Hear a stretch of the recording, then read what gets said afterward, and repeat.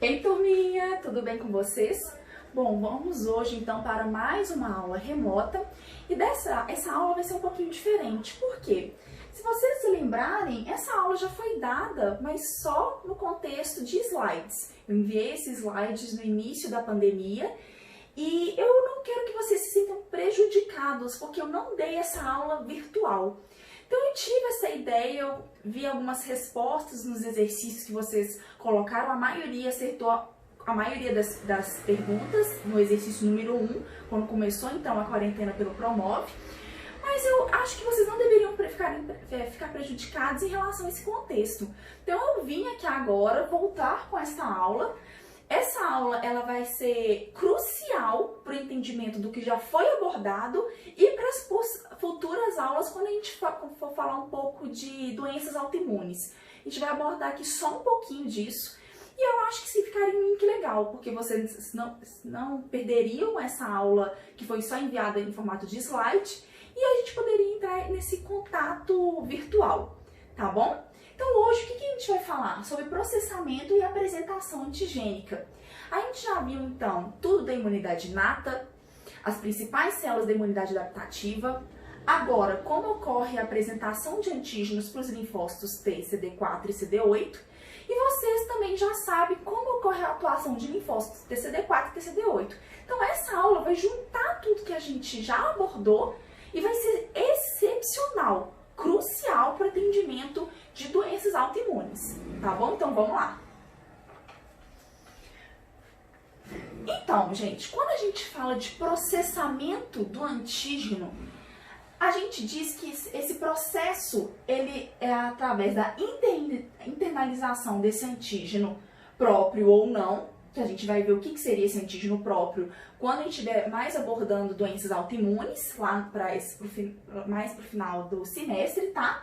Até sua apresentação na fenda do MHC. Então isso a gente já sabia. O micro-organismo ele é internalizado pelas células ou apresentadoras de antígeno profissionais ou por células normais que foram infectadas e dependendo do tipo de internalização, de entrada desse patógeno na célula, ele pode ser apresentado via MHC de classe 1 e MHC de classe 2. Então o que vai vir aqui você já sabe de qual é salteado.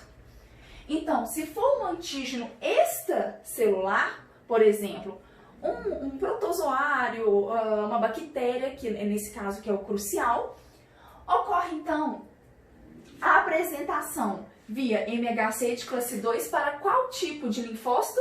Os linfócitos auxiliares ou os linfócitos TCD4. Certinho. Já se esse antígeno ele é intracelular, ele acaba invadindo então essa célula, por exemplo, um vírus, ele é apresentado através do MHC de classe 1 para os linfócitos TCD8. Isso daí, em todas as aulas isso foi abordado, só que agora, o que a gente vai ver? Como que ocorre esse processo de internalização desse patógeno, que pode ser extracelular ou patógeno intracelular. Bom, vamos para o primeiro passo, tá? Primeiro, patógeno intracelular.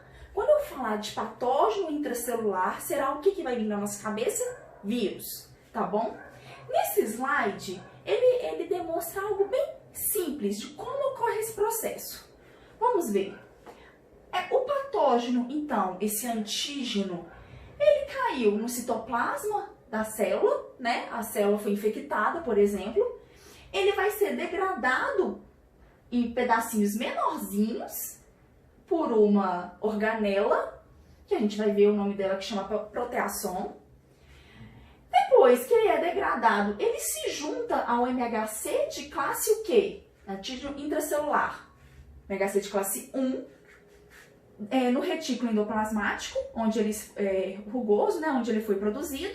Então ele é externalizado, estando presente então na membrana plasmática, onde vai fazer essa apresentação antigênica de antígenos intracelulares para os linfócitos TCD8. Gente, se eu acabasse aqui, não ia ter graça nenhuma, né? Sempre tem que ter o quê? O diferencial. Então, vamos ver como que ocorre isso cientificamente falando. Agora sim, a gente vai colocar, então, introduzir na primeira historinha algumas moléculas cruciais que funcionam direcionam, que orquestram essa internalização e processamento antigênico de antígenos intracelulares. Então vamos lá. Primeiro passo. Aqui é o nosso vírus, ele caiu então no citoplasma e ele será degradado por uma proteína chamada de proteassomo. Mas, gente, pensa, no citoplasma da célula, um vírus que acabou de entrar.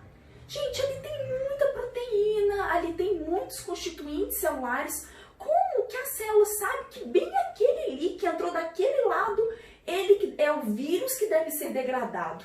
Então, o que acontece?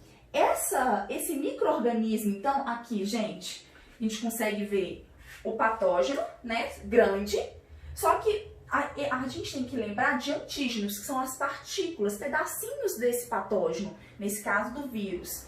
Então, esses pedacinhos do vírus aqui, ó, por exemplo, ele é ubiquitinado. Ele recebe uma molécula de ubictina. Que seria? Tipo uma marcaçãozinha nele.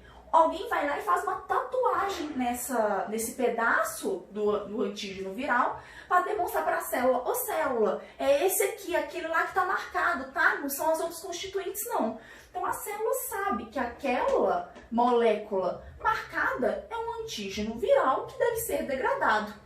Quando ele é então ubiquitinado, ele entra então no proteassomo, que essa organela, ela parece, gente, uma caixinha cilíndrica, que tem uma tampinha do lado de cá, uma tampinha do lado de lá.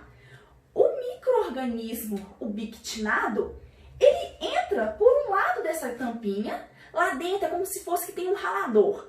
Quebra em pedacinhos esse antígeno, para ele ficar menorzinho. Olha o tamanhozinho. Então, qual que é o papel do proteassomo? Degradar antígenos, nesse caso viral, que foram previamente ubiquitinados, ou seja, receberam a molécula de ubiquitina, que é essa marcaçãozinha aqui em roxo.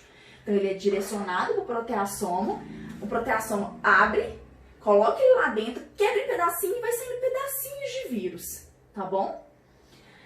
Só que no mesmo tempo, o que a célula tem que estar produzindo? O MHC de classe 1. E onde que produz o MHC? Onde que produz as proteínas? No retículo endoplasmático rugoso.